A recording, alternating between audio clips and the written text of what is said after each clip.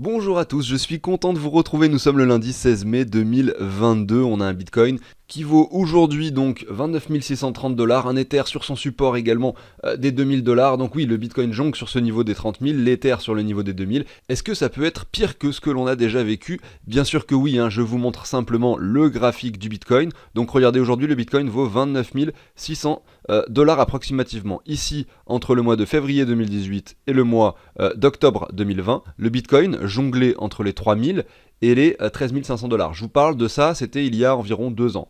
Donc est-ce qu'aujourd'hui on peut aller plus bas que les niveaux actuels? Bien sûr que oui.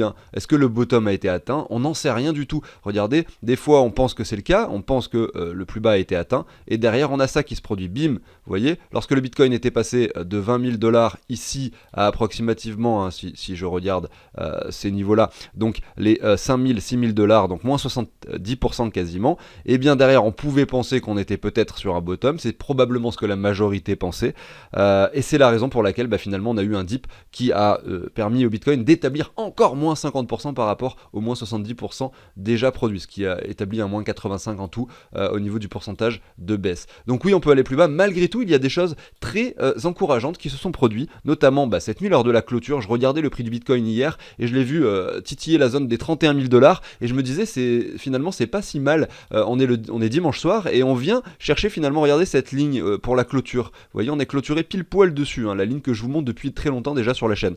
Donc finalement je me suis presque dit mais attends, j'aurais peut-être dû jouer un trade en fait, puisque à chaque fois on vient, je le remarque sur les clôtures weekly, retrouver des niveaux qui sont pertinents. Et là effectivement c'était encore le cas, nous étions sur les 30 000 $ à peu près par ici vers 22 h, vous voyez. Donc on pourrait donc zoomer sur ce graphique ici en 1 heure par exemple pour essayer de matérialiser ce que je suis en train de vous dire, tout en enlevant les choses que je viens de mettre à l'écran un peu ennuyantes. Donc regardez, donc hier, donc le 15 mai, tac tac, 17, 18, 19, 20, 21, 22, voilà.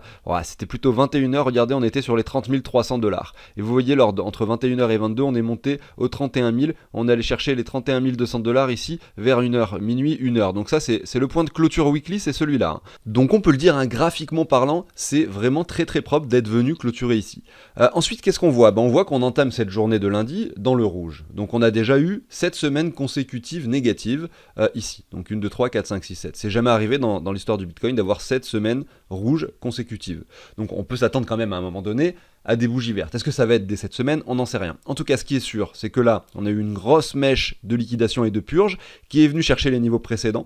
Donc plus bas que les niveaux précédents qui se situaient par là, donc ça permet finalement tout simplement de faire peur au marché. C'est vraiment cette mèche, le fait d'être venu aux 25 000, qui fait que beaucoup de gens aujourd'hui sont en panique sur le marché, c'est d'ailleurs visualisable sur le sentiment du marché, notamment avec l'indicateur Fear and Greed que l'on regarde de façon générale sur cette chaîne, pour essayer de déterminer un petit peu sur quel sentiment on est en ce moment. On voit qu'on est quand même revenu sur les 14, donc on était sur l'extrême peur la semaine dernière, et là le fait effectivement de clôturer sur les 31 000, probablement a augmenté un petit peu ce sentiment. Mais on reste quand même dans l'extrême peur. Donc c'est quand même très faible, malgré tout.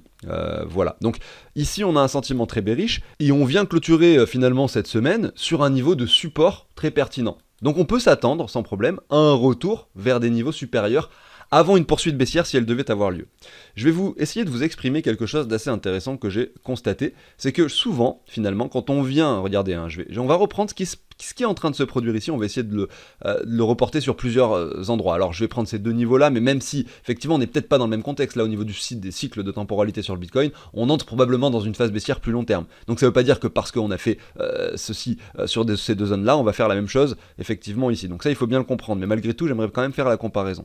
On a constaté à chaque fois, regardez, que lorsque nous sommes venus clôturer, donc sur la semaine hebdomadaire, ici, sur cette ligne de support, nous avions eu cette mèche d'excès ensuite la semaine suivante, donc probablement, le lundi, mardi, mercredi, probablement, on voit cette purge qui s'opère, pour ensuite venir clôturer la fin de la semaine finalement encore sur un niveau supérieur et avoir donc une bougie verte qui se dessine.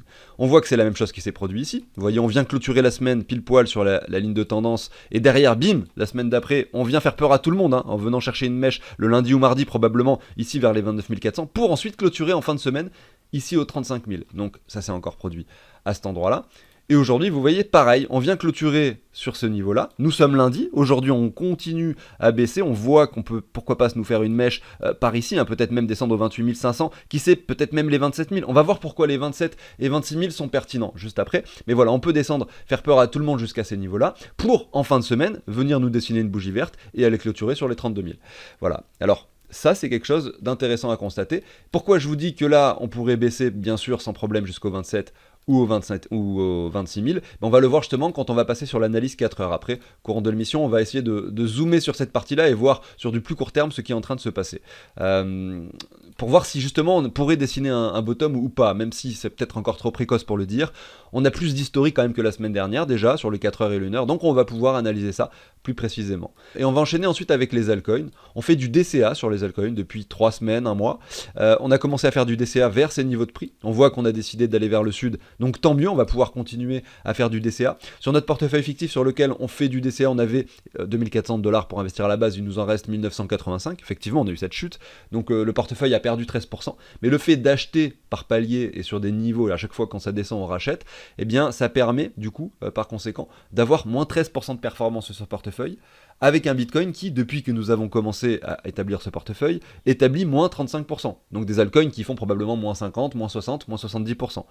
Donc là, on n'achetait que des altcoins en plus dans ce portefeuille. Donc ça veut dire qu'avec des altcoins qui font moins 50, moins 60, moins 70%, nous on arrive à avoir seulement moins 13 sur le portefeuille. Pourquoi ? Parce qu'on avait acheté seulement des très petites sommes. Lorsque le Bitcoin valait 39 000 jusqu'à 46 000, voilà, dans ces zones de prix là, on a acheté des petites sommes.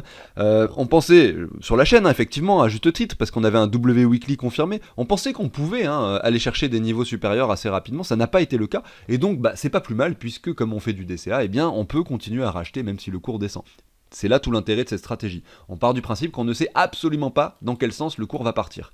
Et vu qu'on ne sait pas, eh bien on n'achète pas, on fait pas un all-in à cet endroit-là, on fait du palier. On achète, et si ça descend, tant mieux on rachète, si ça descend pas et que ça monte, tant mieux, on a déjà acheté un petit peu et on gagne de l'argent. Voilà, vous avez compris un peu le principe que j'essaye de rabâcher un peu au quotidien. Ceci étant dit, je vous passe l'introduction, pensez à l'abonnement, au like si le contenu de la chaîne vous plaît. Moi je vous dis à tout de suite.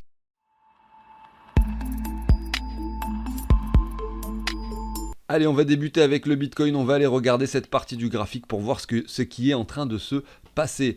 J'aimerais préciser que là, j'étais en train de vous dire en introduction qu'effectivement c'était un très bon niveau de support sur lequel on pouvait rebondir, mais si dimanche prochain, comme je le dis, on clôture sur les 29 700, les niveaux actuels ou plus bas ici aux 27 000, ça sera pas bon signe, ça sera pas un signal finalement qui pourrait nous laisser penser que ça c'était un support. Ça sera l'inverse qui se sera produit, on aura transpercé le support et on pourra imaginer une poursuite baissière bien plus rapide que ce que l'on peut penser aujourd'hui encore. Voilà.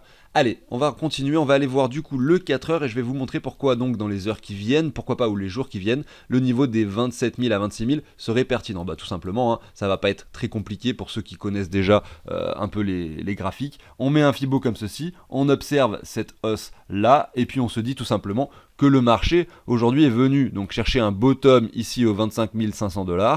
Il a rebondi assez fortement, c'est assez fort comme mouvement parce que là c'est des bougies 4 heures, donc en l'espace de même pas une journée, il est passé des 25 000 ici aux 31 000 $. Donc le Bitcoin a établi 21% de performance. Mais c'était très compliqué d'acheter ce point, ce niveau-là. On le sait bien. Donc voilà, 21% de performance. Et là, il retrace un petit peu, mais vraiment faiblement. Finalement, quand on regarde ça, on observe que le Bitcoin a simplement retracé 38,2 pour ensuite établir un nouveau sommet à nouveau. Donc on n'a pas de W, on n'a pas de structure propre ici à l'écran. Malgré tout, ça arrive des fois, on peut dessiner des V-bottom pour aller chercher des niveaux supérieurs, mais généralement quand ce genre de choses arrive, on vient retester quand même des zones inférieures pour former une structure plus propre sur le long terme. Aujourd'hui, donc c'est quelque chose qui peut se produire, effectivement, qu'on ne dessine pas de structure dès maintenant et qu'on vienne chercher des niveaux supérieurs, c'est vrai. Malgré tout, il y a également la possibilité, et il faut en rester conscient, que l'on revienne assez rapidement sur les 61,8 de Fibo, et que là on estime que là c'est le top local, et qu'on ait un Bitcoin qui ici sur le 4 heures nous dessine quelque chose d'assez baissier, pour revenir par exemple ce soir, demain, ou pourquoi pas après-demain, sur cette zone de rechargement, entre les 27 600 et les 26 600 $.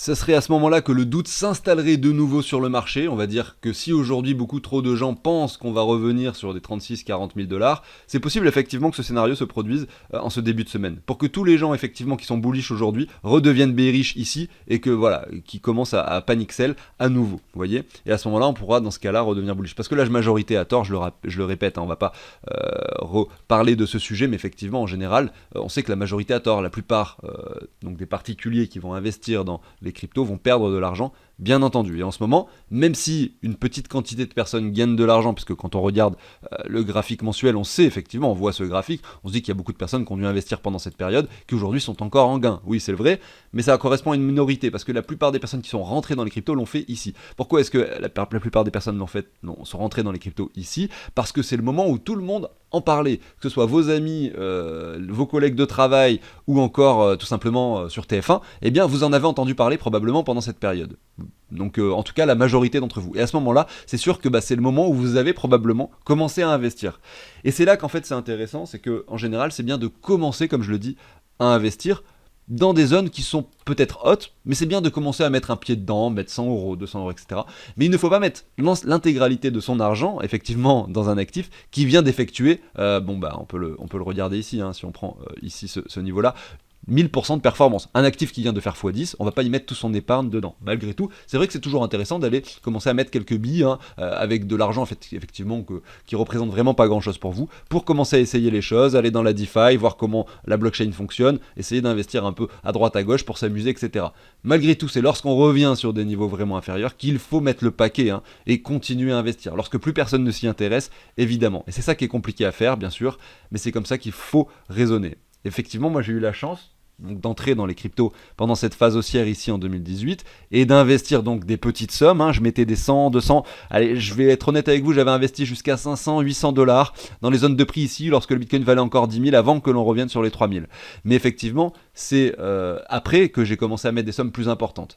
Pas forcément sur les bottoms, quand on dit que c'est très compliqué d'acheter des bottoms et de vendre des tops, c'est pas un mensonge, croyez-moi, puisque moi j'ai plutôt acheté par ici, vous voyez, et par ici. Donc on le sait, c'est très compliqué en général d'acheter les bottoms, raison pour laquelle aujourd'hui je réagirais différemment. Si je devais revivre cette phase baissière que l'on avait vécue, je réagirais différemment en fonctionnant avec des paliers différents. Puisque j'espère apprendre de mes erreurs tout de même, bien sûr. Bon, suite à cette aparté assez longue, finalement, je retourne sur mon graphique 4 heures, donc vous avez compris un peu ce que je voulais exprimer. En général, les V-bottoms sont retestés, donc si là on vient chercher des niveaux supérieurs directement, eh bien il est probable qu'on revienne sur cette zone des 61,8 par la suite. Je vais vous montrer un peu un exemple de cela. Donc je reviens simplement pas très loin d'ailleurs sur le prix du Bitcoin. Ici, nous étions au mois de janvier 2022.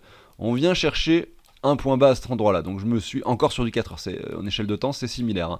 On vient chercher ici à cet endroit-là les 33 100 dollars. On a quand même eu une chute assez forte puisqu'on est parti des 43 000. Et derrière, qu'est-ce qui se passe? Eh bien, on a un V-bottom qui se produit. Pourquoi c'est un V-bottom ça? Eh bien, tout simplement parce que regardez, on vient pas retester, si on récupère le Fibo comme ceci, on vient pas retester la zone des 61,8 qui se trouve par ici, que je vous mets ici. On vient pas la retester. Donc oui, ici sur le graphique 4 heures, vu qu'on était allé purger de façon assez extrême, on n'a pas dessiné de structure propre pour performer directement et aller chercher ici les 45 000 dollars. Donc ça c'est intéressant à voir. Et derrière qu'est-ce qui se passe? Eh bien attendez, je vais retirer un peu tout ce que je vous ai mis ici. Eh bien on peut du coup, maintenant on a fait un V-bottom, on peut se remettre un Fibo entre le point bas ici et le point haut à cet endroit-là. Qu'est-ce qui s'est passé par la suite? Eh bien vu que là, effectivement, nous n'avions pas retesté et que nous avions eu un V-bottom, il était fort à parier que quand même ce V-bottom soit retesté par la suite. Ça a été le cas, on a un M qui s'est dessiné ici en 4 heures, et on est venu rechercher, regardez, on est même venu plus bas que la zone des 78,6. La zone de rechargement se trouvait ici exactement, entre les 37 800 et les 35 000. On est venu chercher les 34 000 sur cette mèche, à cet endroit-là, pour ensuite rebondir à nouveau et latéraliser. Et ensuite, on a encore fait un nouveau sommet, ce qui a formé notre énorme W Weekly dont tout le monde a parlé. Effectivement, tout le monde était redevenu bullish à ce moment-là sur le marché du Bitcoin, sur le graphique du Bitcoin. Et derrière, on a dessiné la continuation baissière, finalement. Donc c'était un bear flag, ce truc-là. Un bear flag, c'est quoi? C'est quelque chose qui se dessine comme ça, qui nous fait croire, effectivement, avec des W qu'on peut performer pour ensuite faire le mouvement inverse. Donc bien sûr c'est très piégeux un bear flag. Voilà, donc c'était pour faire la petite comparaison, et si on revient sur le graphique actuel, ça pourrait être la même chose. Là, vous voyez, on vient pas retester la zone de rechargement, on pourrait s'arrêter au 0,5, faire quelque chose comme ça, vous voyez, et d'un coup, aller chercher un point assez haut, par exemple les 36, 38 000, voire 40 000 dollars, qui représentent les 40 000 dollars finalement. Si on retourne du coup sur du weekly, ça représente, regardez, cette zone de prix là, donc c'est assez intéressant. Ça pourrait nous faire en sorte qu'on revienne tester ce point de résistance qui avant était un support. Pour ensuite, donc à ce moment-là je reviens sur le 4 heures, donc chercher les 36 à 40 000 dollars, pour ensuite retester les 61,8 au 78,6. Et à ce moment-là on se posera la question, est-ce qu'on peut rentrer dans un bear market plus long, et dans ce cas-là on vient chercher les 20 000, ou est-ce qu'on monte, voilà. Donc ici je vous ai fait un peu le scénario que j'envisage, mais c'est un scénario assez bulls pour le court terme, et finalement qui pourrait rester bear sur le long terme. Je vous ai donc fait part ici de mon avis sur le marché, je me suis, on va dire, positionné sur un sentiment que j'ai qu'on puisse redevenir un peu bull, mais attention, comme je le disais tout à l'heure, ce qui pourrait vraiment me faire changer d'avis, c'est simplement une clôture hebdomadaire en dessous des 31 000 dollars. Voilà, donc ça, je le garde dans un coin de ma tête, et soyez pas étonnés si lundi prochain je vous dis, bah en fait, voilà, on est plutôt dans un contexte où on pourrait aller chercher les 20 000 assez rapidement. Voilà, c'est quelque chose de possible. Mais on sait tout de même que le marché nous surprend constamment et que, effectivement, peut-être que ces cycles de 4 ans que l'on connaît depuis 2009 vont s'effacer un jour ou l'autre. J'en sais rien. Peut-être que là, même, si on continue à faire ces cycles, qu'on puisse revenir aux 20 000, admettons, pour ensuite aller chercher les 40 ou les 45 000, donc faire 100% de performance ici, pour ensuite à nouveau revenir vers les 28 000, ensuite aller chercher les 50 000, nous former un W weekly énorme, pour ensuite aller purger tout le monde aux 13 000, ensuite latéraliser, et enfin en 2024, trouver des nouveaux sommets. Voilà, c'est des scénarios envisageables, vous voyez, nous former des W, venir les casser par le bas, faire peur à tout le monde, etc. Faites peu importe finalement, même si on sait qu'on est dans un bear market qui peut durer 2 ans, ce bear market là peut vous surprendre tout de même et vous faire des choses qui finalement seraient imprévisibles. Et c'est ça qu'il faut bien comprendre, c'est ce que j'ai ressenti pendant cette phase finalement. Alors qu'en fait c'était très, très simple. Quand on regarde le graphique aujourd'hui, on se dit ben voilà, regardez, on a simplement un énorme W weekly très très propre avec une confirmation, etc. Mais quand on le vit, c'est pas si simple. Soyez-en conscients. Ça surprend toujours en fait les mouvements qui se produisent. Allez, je vais passer sur l'altcoin dominance et les altcoins, on enchaîne. Alors l'altcoin dominance, qu'est-ce qui se passe? Eh bien on vient clôturer une semaine extrêmement bearish. La semaine dernière les altcoins ont pris très très très cher. Moins 10% par rapport au Bitcoin. C'est une bougie très violente d'ailleurs. Si on la prend comme ça, regardez, je vais essayer de mettre un... Est-ce que j'ai bien un trait? Je vais mettre un trait comme ça sur cette bougie. Vous voyez, je vais la copier, je vais la coller. Regardez, ça fait combien de temps qu'on n'a pas fait une bougie aussi bearish? Bah c'était à ce moment-là, c'était le 4 au 27, finalement la semaine du 4 octobre 2021. Ici il y en a eu une aussi, donc le 7 juin 2021, donc ce sont des choses qui arrivent assez fréquemment, que les altcoins prennent aussi cher. C'était arrivé, là c'était encore pire pendant cette période, mais malgré tout après une hausse telle, finalement c'était pas si choquant. Aujourd'hui c'est choquant, pourquoi? Parce que ça fait déjà depuis le mois de janvier que les altcoins sont en train de chuter, qu'elles se sont reprises légèrement pour chuter à nouveau, aller chercher un nouveau bottom, et on constate vu que le Bitcoin baisse avec maintenant, que le Bitcoin est très bas, on constate des moins 80% par rapport au dollar sur les altcoins.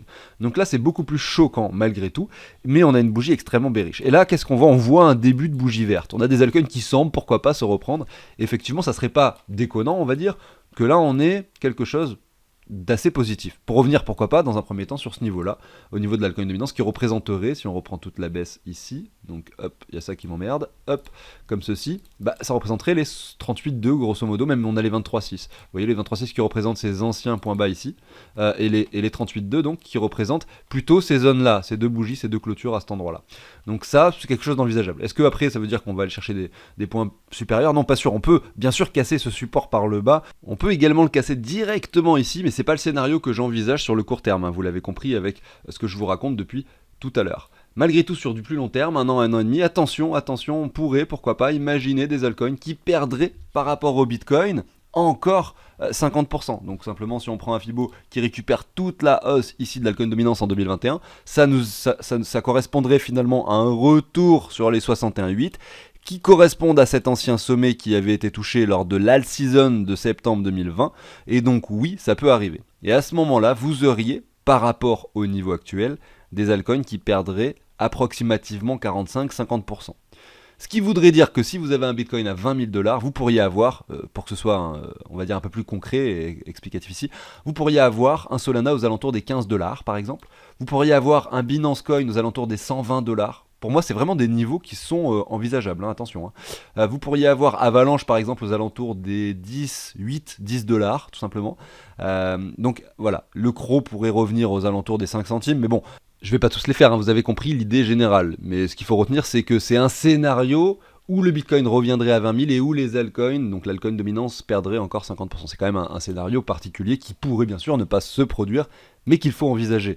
Je vais continuer du coup avec notre stratégie, le portefeuille fictif et les altcoins qu'on a déjà acquis, donc les 28 altcoins qu'on a acquis sur des paliers. Il nous reste encore sur les 2400 $, encore 1300 $ à investir, à savoir que probablement il y aura sur ces 1300 une partie qui restera complètement bloquée si on rentre dans un bear market. Pourquoi ? Parce que dans cette stratégie, on achète sur 3 points d'entrée. Et le dernier point d'entrée, qui généralement sera acheté probablement à la fin, sera la structure confirmée.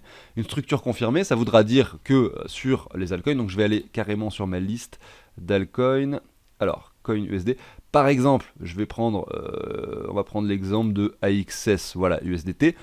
Il faudrait que l'on ait une structure confirmée, c'est-à-dire un W qui se produit sur le weekly. Et un W qui se produit sur le weekly, ça va pas se faire comme ça du jour au lendemain, ça va prendre des mois et des mois.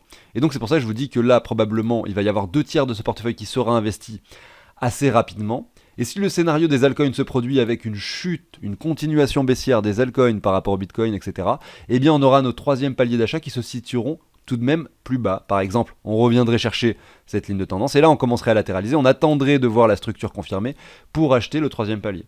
Ça peut ne pas se produire, on peut très bien commencer à latéraliser dès maintenant, raison pour laquelle on a déjà des premiers paliers actuellement. Mais voilà, c'était pour vous expliquer également que ce 3e palier, pour moi c'est vraiment le palier ultime et le plus intéressant que l'on peut avoir. Ça permet de garder de la liquidité jusqu'à ce qu'on ait quelque chose de confirmé, de très propre, graphiquement. Voilà, donc je récapitule. Sur ces 2400 $, il en reste 1320 à investir. On a déjà investi dans 28 crypto-monnaies, il en reste 12, puisque c'est un portefeuille qui sera composé de 40 crypto-monnaies. 2400 divisé par 40, ça fait 60 $ à investir dans chacune d'entre elles, avec 3 paliers de 20 $. C'est ça l'idée générale. Alors ce tableau que vous avez à l'écran, je vous le partage, hein, donc sur la chaîne, sur l'échange d'une donation. Mais comment ça se passe en fait ? C'est un tableau où vous allez pouvoir entrer toutes vos cryptos une à une. Vous allez dire voilà, moi j'ai ça, ça, ça et ça comme crypto. Vous allez regarder sur vos plateformes d'échange tout ce que vous avez. Et derrière, quand vous entrez le nom de vos cryptos, leurs prix vont s'afficher automatiquement. Je peux par exemple mettre le Hero ici de MetaHero. Vous voyez, donc vous inscrivez le nom de votre crypto. Elles sont toutes disponibles quasiment. Hein, et vous avez voilà son prix qui s'affiche. Il vaut 2 centimes ici et donc 2 centimes d'euros également. Parce que l'euro dollar est quasiment similaire désormais tellement que l'USD a performé ces derniers temps. Voilà, donc c'est comme ça que ça marche. Vous mettez toutes vos cryptos. Vu que là j'ai ajouté le Hero, et bien automatiquement je l'ai sur les autres onglets. Donc je vais pouvoir dire combien j'en ai sur chacune des plateformes. Admettons que j'en ai sur MetaMask et également sur autre chose, ben, je vais pouvoir dire voilà, j'en ai tant ici sur MetaMask. La première colonne ça serait par exemple MetaMask, la deuxième ça serait par exemple autre chose, vous le mettez ici, et derrière donc la 3e colonne ça peut être Binance, Coinbase, Crypto.com. Vous avez toutes vos plateformes d'échange ici. Vous indiquez tout ce que vous possédez comme quantité, et derrière bah, vous savez où vous en êtes, combien vous avez d'argent de chacune de vos cryptos, combien ça fait en dollars, en euros, la répartition par rapport au portefeuille, combien vous avez de ROI par rapport à ce que vous avez investi au départ, puisque ben il y a également un onglet où vous allez mettre toutes les transactions par rapport à l'euro, ce qui vous permet, vu que les prix sont récupérés en temps réel, en fait ça vous permet de calculer à chaque fois que vous sortez du marché, que vous récupérez des euros, de calculer la plus-value associée à votre session. Et ça c'est très intéressant pour vos déclarations d'impôts. Mais je ne vais pas plus détailler ici le tableau parce qu'en fait je vais sinon expliquer beaucoup trop, il y a beaucoup trop de choses à expliquer. Donc si ça vous intéresse, n'hésitez pas du coup à aller sous l'émission du jour. Vous avez un lien où j'explique mieux le tableau, vous pouvez aller voir. Vous avez un lien qui vous amène sur le site de CryptoOrganize pour effectuer une donation si vous souhaitez l'obtenir. Allez, c'est parti, je continue avec le portefeuille fictif. Et donc les analyses, on s'était arrêté, comme je le disais, donc sur BNT. Donc BNT, c'est la dernière crypto qu'on a pu acquérir pour ce portefeuille. Aujourd'hui, on va aller analyser les suivantes, tout simplement. J'avais fait une sélection de 200, 300 cryptos que j'ai sélectionné, mais pas au hasard. Hein. J'ai quand même essayé de prendre des choses que je connais et qui m'intéressent. Derrière, vous, si vous faites une stratégie similaire, vous allez sélectionner vos propres altcoins que vous préférez, pas forcément les mêmes que moi, bien sûr. Mais bon, il y a déjà une bonne quantité quand même ici de cryptos. Concernant les paliers qu'on a déjà mis, effectivement, il y a beaucoup de cryptos. La semaine dernière, on a ajouté des paliers d'achat parce qu'on était revenu sur les 85,4 de Fibo. Mais effectivement, il n'y a pas eu une grosse modification par rapport au prix d'aujourd'hui. On était déjà sur le support au niveau de l'altcoin dominance. Donc je suppose qu'il n'y a pas grand changement. C'est pour ça que je ne vais pas à nouveau finalement réanalyser les cryptos qu'on a déjà faites aujourd'hui. Je le ferai dans une autre émission lorsqu'il y aura du mouvement sur l'altcoin dominance. Alors, après le BNT, nous avons Audio. Audio par rapport au dollar, je clique ici Et on voit que cette chute continue sur audio, c'est-à-dire qu'on avait ce niveau-là qui était pourquoi pas un bon niveau de support. Eh bien ça a cédé, la plupart des altcoins sont aujourd'hui sur quelque chose d'assez négatif. Donc si on reprend toute la hausse sur ce token, qui est d'ailleurs quelque chose de très intéressant, imaginez un Spotify sur la blockchain, et ben voilà, c'est le projet de Audio, c'est pour ça que j'ai sélectionné dans cette liste. Ici qu'est-ce qu'on a? Eh bien on a un Audio qui revient en dessous des 90 de Fibo, et on est encore en train de chuter, pour pourquoi pas revenir sur les niveaux initiaux. J'ai envie de regarder quand même quelque chose, qu'est-ce qui se passe sur CoinGecko au niveau de ce token. Donc je vais voir, on a le token donc qui vaut 43 centimes, oui c'est bien ça, 43 centimes. L'offre totale donc est de 1 milliard de tokens, oui c'est ça, et il y en a 700 millions en circulation, donc 70% des tokens ont déjà été émis ou sont en circulation par rapport au nombre de tokens total. Donc il y a probablement des tokens qui seront encore unlock, ou je sais pas, peut-être qu'ils donnent des récompenses, je connais pas vraiment exactement le fonctionnement de cette plateforme parce que je ne l'ai jamais utilisé. En tout cas ce qui est sûr, c'est qu'il y a encore 30% d'inflation à prévoir sur Audio. Donc oui, le token peut continuer à chuter malgré tout, ça veut pas forcément dire grand chose, 30% d'inflation c'est pas tant que ça par rapport à d'autres qui peuvent encore avoir 80%. Aujourd'hui on vient sur des niveaux quand même très faibles, on revient sur une zone de prix où voilà, où on avait travaillé pendant quand même une sacrée période de temps, avant finalement qu'on ait ces grosses bougies vertes qui se produisent. Donc oui, pour moi c'est des supports pertinents, c'est dommage, la semaine dernière on a touché les 23 centimes, donc un prix 2 fois plus faible que le niveau actuel. Malgré tout, on reste quand même en dessous des 90 de Fibo, donc je vais pouvoir, sur cette crypto-monnaie, acheter 2 paliers. C'est-à-dire que le premier palier d'achat, moi je l'avais défini sur un retour dans les 61, entre les 61,8 et les 78,6, c'est-à-dire la zone de rechargement. Le deuxième palier, je l'ai défini sur les 85,4, et le troisième palier sur la structure confirmée. Donc j'ai déjà 2 paliers à mettre sur Audio. Donc je vais le faire ici sur les prix actuels. Ce que je fais, donc je retourne sur mon portefeuille fictif, je vais ici, je rajoute la monnaie en question, donc il s'agit de Audio. On va voir si son prix s'affiche. Normalement oui, je récupère avec un programme informatique la base de données qui récupère le prix de 11 000 crypto-monnaies ici. Ce que vous pouvez également avoir, vous allez avoir ça sur votre fichier si vous décidez de l'obtenir. Et derrière donc Audio, voilà, je l'ai ajouté, il s'est mis ici également, et je vais indiquer donc combien j'en achète. Alors pour savoir ça, j'ai mon petit convertisseur, je sais que je vais en acheter 40$, puisque je dois en acheter 2 paliers. Je vais simplement sélectionner Audio ici que je viens d'ajouter, et on voit que 40$, ça correspond à 91,57 Audio. Je vais pouvoir du coup l'ajouter ici, 91,57. Hop, il faut mettre des virgules, attention, sinon ça fonctionne pas. Et je vais soustraire du coup 40$ aux USDT. Je simule en fait l'achat, je le fais pas réellement, c'est fictif tout ça. Et voilà, on a notre Audio, 40$ investis, on a toujours les mêmes performances sur le portefeuille parce que j'ai enlevé les 40$, effectivement ça s'est rééquilibré d'un côté et de l'autre. Et je vais pouvoir dire que voilà, ici on avait investi 2 paliers, là on a également fait 2 paliers. C'est pour ça que je mets un 2 à côté, tout simplement pour me rappeler que j'ai fait déjà 2 paliers d'achat et qu'il m'en reste plus qu'un sur Audio. Par exemple ici sur la crypto-monnaie CRV, il y a eu un seul palier d'achat. On peut aller voir pourquoi, on va essayer de revenir dessus, CRV, tac, je vais zoomer un peu là-dessus, tac. Je vais reprendre toute la hausse sur le token CRV, voilà. Et on voit effectivement, regardez qu'on a eu un palier d'achat parce qu'on avait investi pendant cette période de temps, qu'on était dans la zone de rechargement, ou peut-être ici, mais on n'était pas revenu encore sur les 85,4. Et là, on est en train de le faire, de revenir dessus. Alors vous, si vous voulez être très précis, vous mettez des alertes. C'est-à-dire que là, on a eu cette mèche, et donc on a dépassé ce niveau-là. Donc si vous avez des alertes, que ce soit sur votre CoinMarketCap, ou sur CoinGecko, ou sur TradingView directement, ou que vous mettez des ordres d'achat sur les plateformes, vous auriez chopé ces 85,4. Mais là, vu que c'est fictif, je fais pas ça forcément de façon très précise. Je le fais vraiment pour la chaîne et pour vous faire un exemple. Malgré tout, effectivement, là on pourrait s'ajouter un deuxième palier d'achat sur ce token qui est à peu près sur le niveau des 85,4. Voilà, c'est 1,30, les 85,4, là on est sur 1,32. Allez, on va dire que j'accepte de mettre ce deuxième palier, donc je vais mettre un 2 ici, et je vais ajouter 20$ d'achat sur CRV avec vous directement. Bon, je faisais simplement l'exemple, j'ai dit que j'allais pas faire ça, mais là, c'est pour l'exemple, comment je fonctionne et comment vous pouvez fonctionner lorsque vous avez ce portefeuille. Donc je dois ajouter 15,03 CRV, tout simplement. Donc je simule mon achat, je vais sur CRV, donc là mon premier palier j'en avais acheté 8, le deuxième j'en achète 15,03, donc effectivement vu que les cryptos ont chuté, pour le même prix, pour 20$ là j'en avais 8, et là pour 20$ j'en ai 15, j'en ai quasiment 2 fois plus, donc c'est cool de faire des paliers aussi, ça permet d'avoir des prix beaucoup plus intéressants, ou même à certains moments qui divisent par 2 pour en avoir 2 fois plus pour le même prix. Et ici je vais enlever du coup mes 20$ tout simplement. Alors je crois que j'ai fait une bêtise en fait, Non, c'est bon, c'est bien 20$, j'avais peur d'avoir mis 40. Donc je reviens sur un portefeuille, voilà, comme avant, j'ai pu mettre mon deuxième palier d'achat sur CRV. Je vais en analyser une dernière, puisque j'ai plus beaucoup de temps, et puis parce que on est déjà loin dans la vidéo.